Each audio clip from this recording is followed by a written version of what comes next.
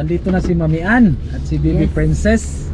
Yes, yes. Tuloy na tayo, no? Loading tayo. Sabi dun sa taga-barko ay pagkatapos bumili ng pagkain, diretso na daw.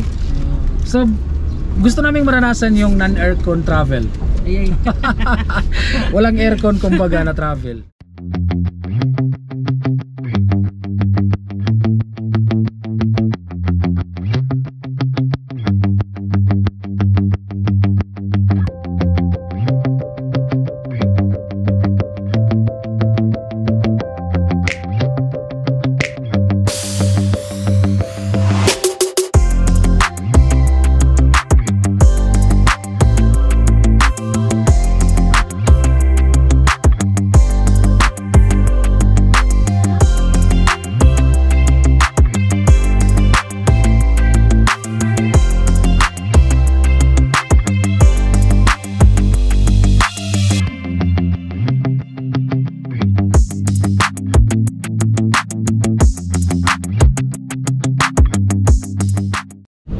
Alright, hello, welcome back sa ating panibagong vlog at panibagong video.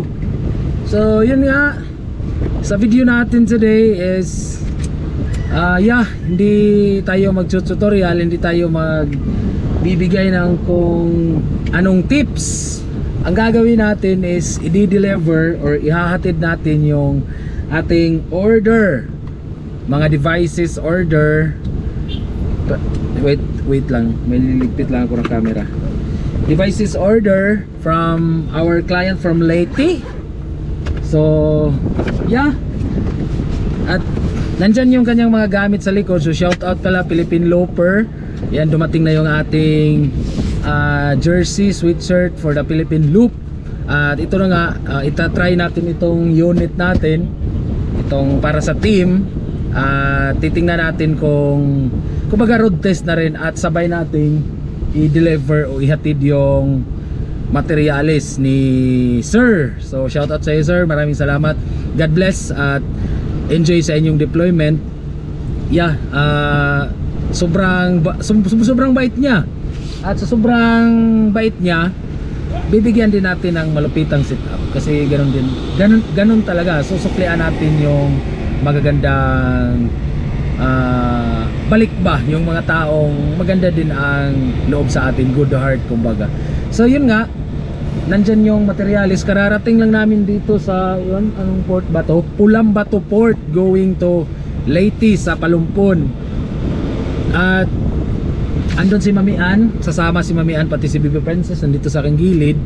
Sasama si Mami Ann. Siya yung nagkuha ng ticket ng ito, sasakyan. Alam ko nasa mga 3,000 ata ang pamasahe nito. So pagbalik niya, iaano natin.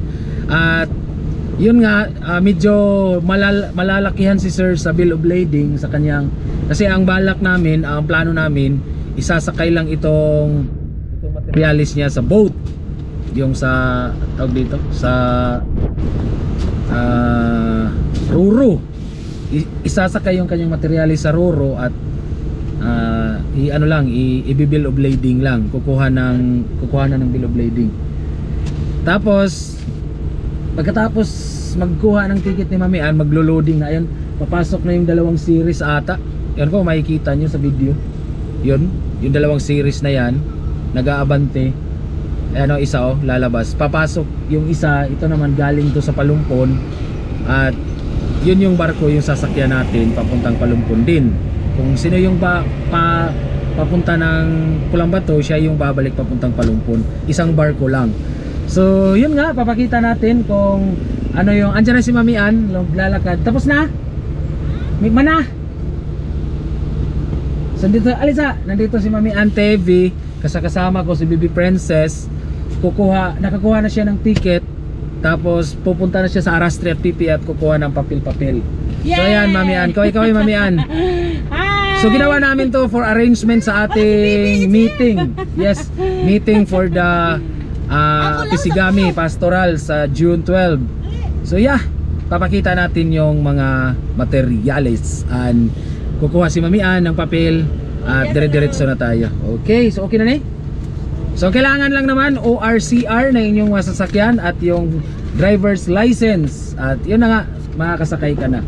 So sa video na to, i-detailed natin paano kumuha ng ticket, paano kukuha ng arrestry. So pupunta lang dun sa ticketing office ng Barco at pupunta sa arrestry office at PPET office, tapos diretso na. Okay, so papakita natin yung mga materialis ni Sir Faustino Magat. So balik tayo, no? Ito yung materialis ni Sir, gaya ng sinabi ko kanina. So nakalagay talaga sa plastic. Bibilhan talaga natin yan ng makapal na plastic para safe. Ito yung kanyang FBT, PUN1 FBT, tapos PUN1 NAP, tapos PUN2 FBT, at syempre PUN2 mga NAP. So green si Sir, PUN3 NAP, at PUN3 FBT nandito sa ilalim. So ayan kanyang Microtech. At sa ilalim nito pala, 100 pirasong puno. Hanggang sa ilalim yan doon. So ganyan. Nakalagay siya sa safe na safe. Darating doon sa ano. At kumuha din siya ng fiber, 5 rolyo. So takpan natin. Nandito yung kanyang OLT. So kanyang OLT. Ito ata yung 4 pun, yes, at itong 2 pun sa ilalim, at fiber itong sa ilalim ng OLT. So yun, talagang legit na legit ang ano ni Sir Faustino. So ito yung i-road test natin sa ngayon pala. I-try natin i-road test papuntang Leyte, Ormoc, at titingnan natin kung kakayanin niya ba. So temporary plate, meron naman tayong letter of galing kay LTO. So sila Mamian ay okay lang, gold goods. Kanyang hitsura. So kung kayo ay bago pala dito sa Pulang-Bato Port, may nagbibinta ng mga ganito, Pintos Delicacy ng Bugo. Sige. So tuloy tayo, luloding tayo doon sa mismong barko. Okay. So okay na Mamian? All goods? Okay, so magkano yung nagastos? Ha?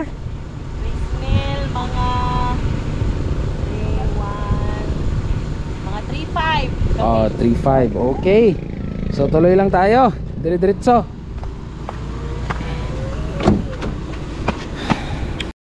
So ayan, tuloy tayo, no? Ito yung nagastos lahat pala ni Mami Ann, kasama yung ticket. Tingnan natin. So 3,500 pesos kasama na lahat. Okay, ito yung 4-wheel drive automobile multicab, Suzuki multicab. Okay, 3,700 lahat. 3,570 pala. So tuloy na tayo. Yung license ko nasaan kaya? Nandun na siguro yun kay Mami Ann. Okay, lagyan natin muna sa taas dyan yan. Tapos loading tayo. Tara, tuloy tayo mga guys, mga kahapian TV. So simple lang. Simple lang yung pamamaraan dito. Pagkadating nyo, pupunta kayo dun sa mismong ticketing office nila. Tapos pupunta dun sa arrestry office, dun sa likod yung pinuntahan natin. Tapos titimbangin dito, ayan, kita naman, titimbangin yan dyan, yung sasakyan. Tapos yun na, all goods na, dire-diretso na. At dito, bibili lang sila Mami Ann ng foods for the, ano tawag? Lunch mamaya. Okay, so pwede kaya dito sasakyan? Alam ko hindi. Kaya natin subukan. Para sa mga pasahero to eh. Nandun na pala, nag-loading na pala.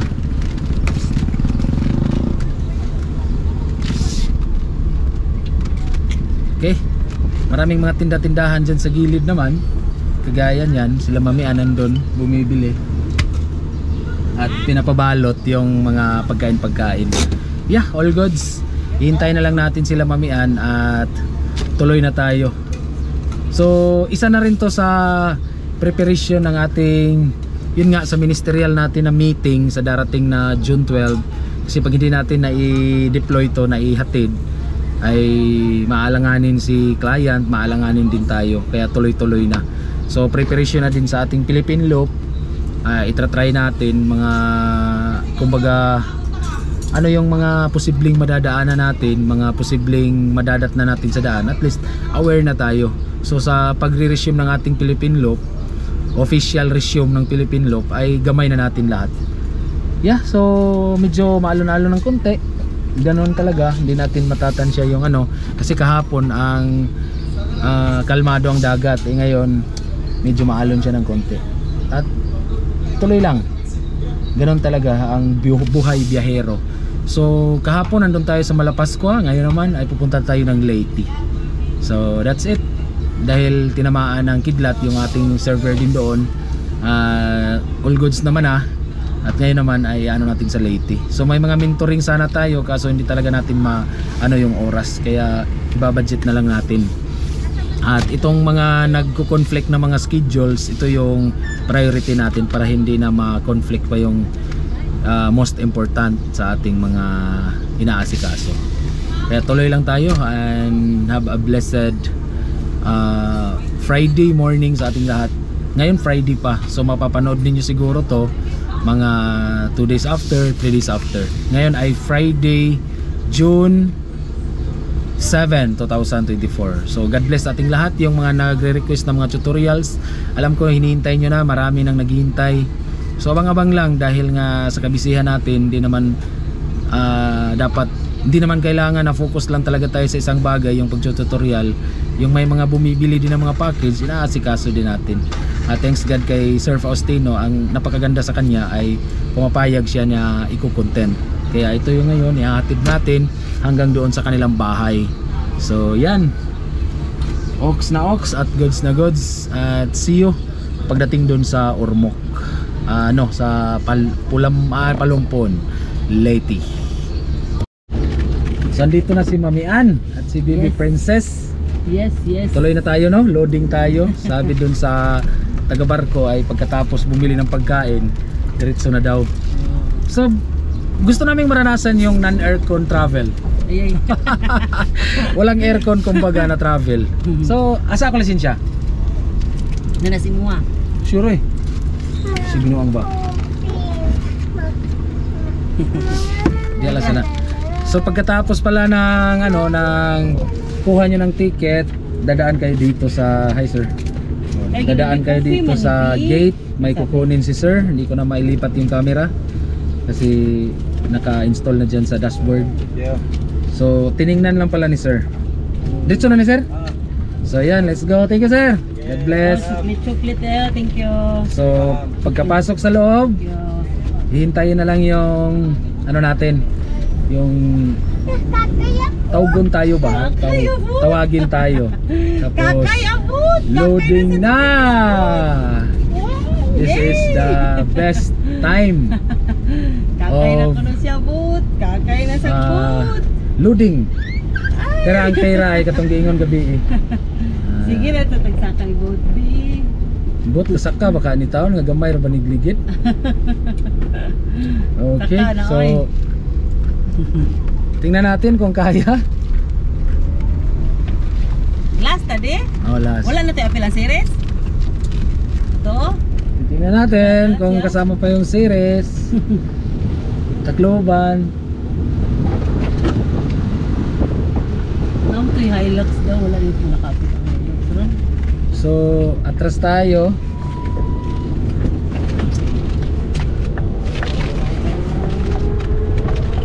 So, tingnan natin kung kakayanin. Ang liit ng... Sana may maka-video. Wala eh. Yan. Jonas Daddy.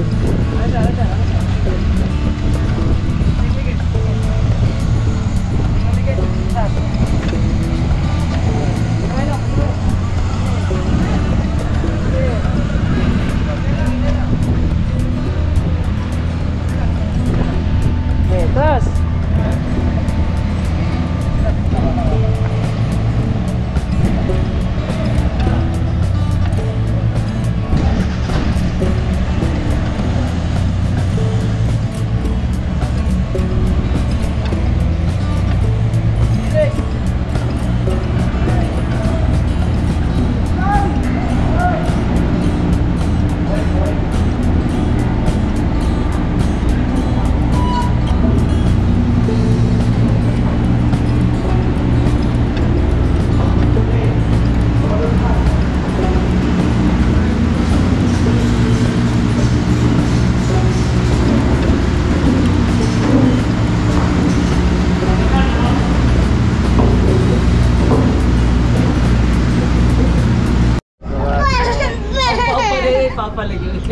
Kinsa na?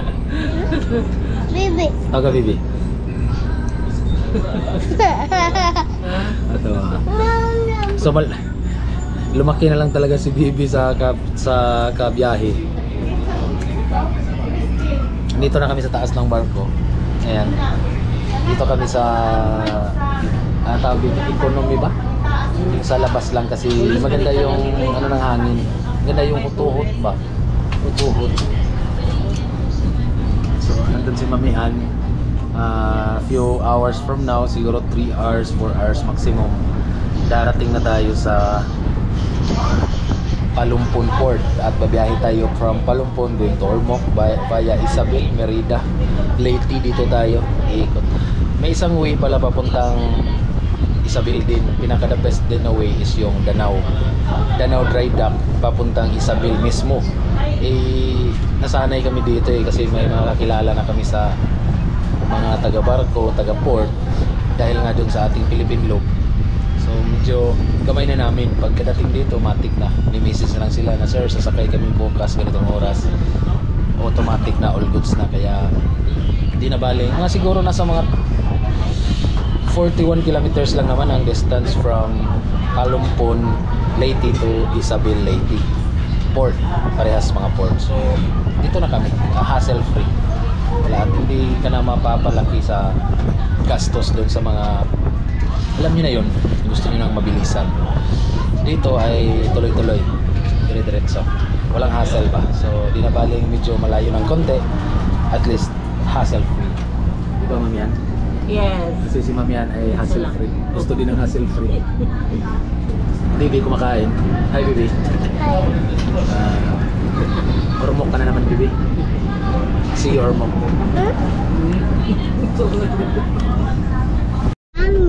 Update, nandito tayo sa matarik na parte ng bundok. Medyo ano talaga siya. Hirap talaga yung DE64 sa mga ganitong klase ng daan o kalsada, no? Pero ayos naman, naka-aircon kami, number 1. So hindi talaga siya ganun kapareha sa pick-up o kaya SUV. Ito ayos naman, nagsusurvive naman siya, pero di mo talaga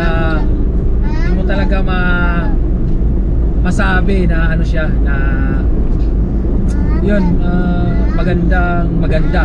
Pero nakakaano siya, nakakaraos siya, nakakaangat siya.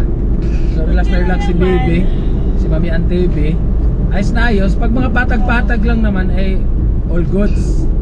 Kaya ang ano lang talaga, ang pinakang fit lang talaga niya ay doon sa patag. Pero sa mga bundok, hindi lang mahabang akyatan, pwede na.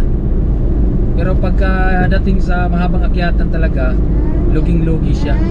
Pero naka-aircon, number 1. Hindi ko pa na-try kasi kaya pa naman ng makina. Hindi ko pa na-try na walang aircon. Baka siguro kakayanin. Okay, ganda. Ganda siya. Overall, ayos. Nakakaano siya, nakakapunta siya ng mga lugar na kaya din ng SUV. Pero yun nga, dahil nasa state of road testing state of road testing pa siya, hindi ko pa masabi. Pagka siguro nakauwi tayo ng Cebu from Ormoc, kung kahit pupunta tayo ng Biliran, doon na masasabi ko na talaga na yeah, all goods, okay siya.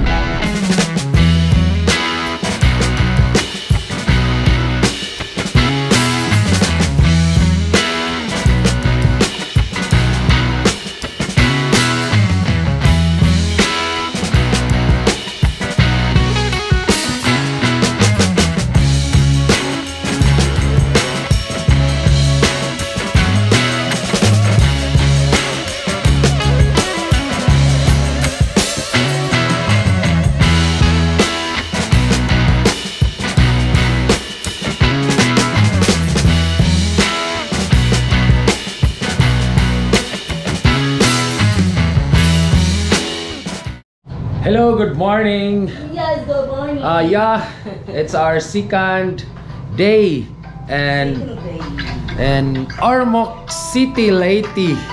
So yan, kakatapos lang namin maligo.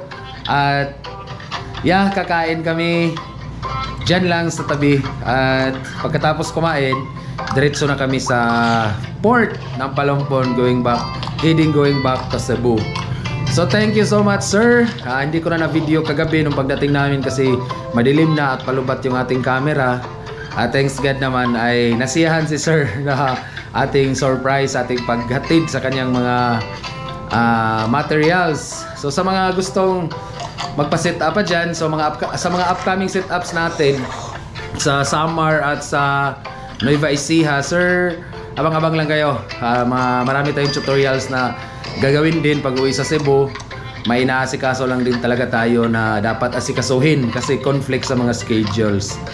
Thank you so much. So lalabas kami, kakain at biyahe na naman ang ating mga Philippine Loper na FTTH setup, nagsi-set up ng mga FTTH. So tuloy-tuloy lang tayo sa ating mga ginagawa na naayon kay Lord para tayo ay bless palalo. So yan muna at see you mamaya sa kainan.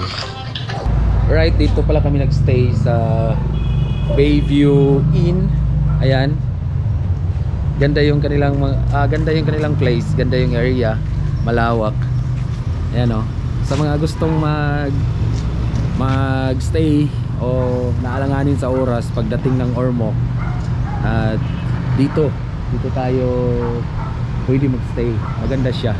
At may parking area dito sa labas. Diyan nakapark yung ating Philippine Loper na green, yung DE64. Meron ding parking area sa loob kung gusto ninyo. Ayan o. So ito yung ating Philippine Loper na DE64.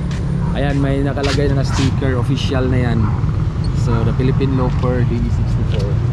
So tuloy tayo, no?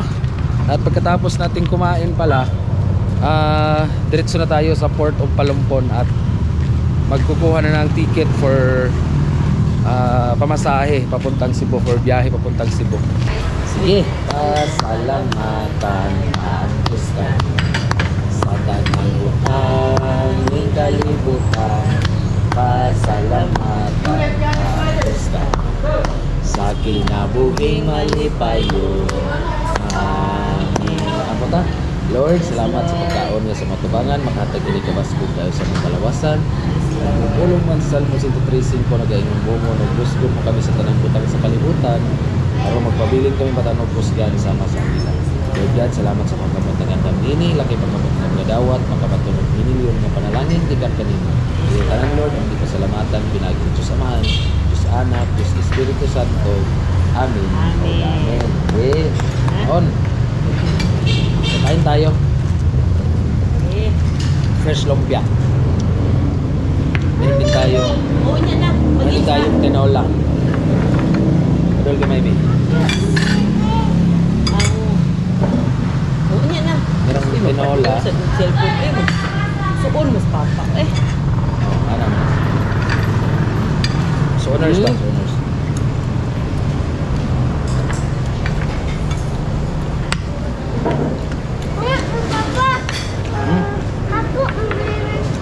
Aman.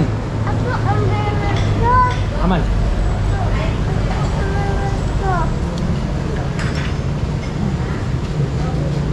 Loh. Saan mo ya?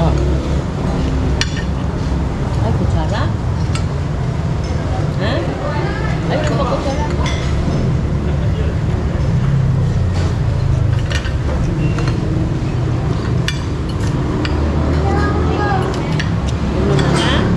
Inilaw na lang pa.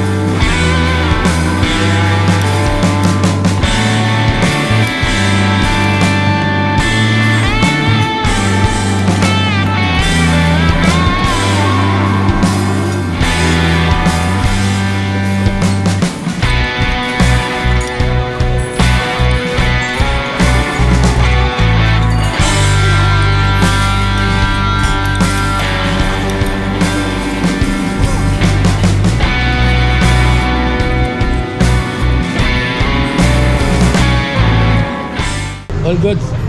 Sobrang sarap ng pagkain nila. Kayo magagawi dito. Matik, ano pangalan nito? Ito to? Basta sa tapat lang siya ng Bayview. Lalakad ka lang konti. May kainan na native. Tapos, malawak siya. Siguro mga 4 hours pag yun. hindi siya umabot ng 20 steps from Bayview Inn. Mamaya papakita ko. Okay? Okay, welcome back. So, heads up. Heading up to Palumpon, Leyte. So, try muna nating mag-withdraw dito sa city. Tuloy-tuloy na tayo. Dire-diretso na sa ating patutunguhan. So, sasakay tayo ng barge, roll on roll off na barko papuntang Cebu mula dito sa Leyte. Okay, sobrang init. Yari tayo, lakas ng init, tapos mahina lang yung ating aircon. Sana makakapag-survive kasi wala pa tayong tent sa ating DE64. Auto to red. Hallelujah. Palit na. Sige, tuloy tayo Wait. Huh? sa ating malupitang biyahe. So Ormoc, bye-bye for now. Na-enjoy namin yung Ormoc mula kahapon. Okay naman siya. Okay naman siya. Wala akong Pure gold yan. Atong ano wala yan? akong Shopping mall. na tag dito na experience na hindi maganda. Okay siya. All goods. Kaya tuloy-tuloy tayo. Hindi mawala ang buko. Tayo, tikasa ka mo tayo. Sita.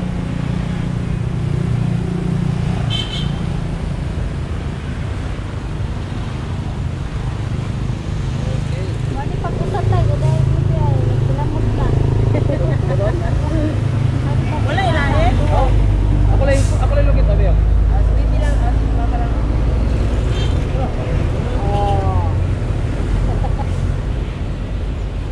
Ang masarap sa probinsya buko. Kaon good dito eh. Pila niya eh. Ilang lubi. Ha? Sino niya?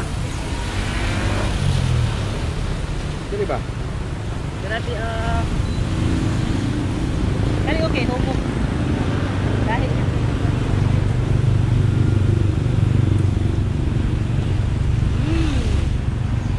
Sarap. Hindi na po ano?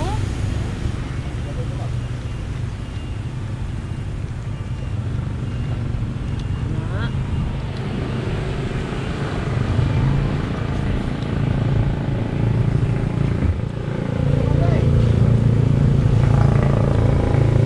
Talaga mawawala sa travel ang buko. Kasi ang Pilipinas mayaman sa buko.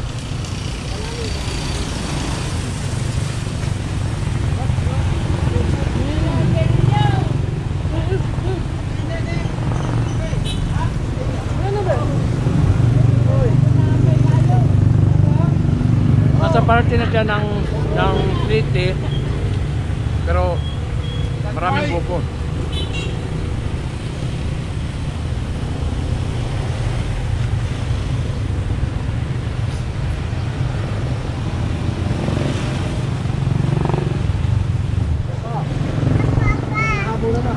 Ganda tayo. Walang halong gatas, kung ano-ano. Pure lang.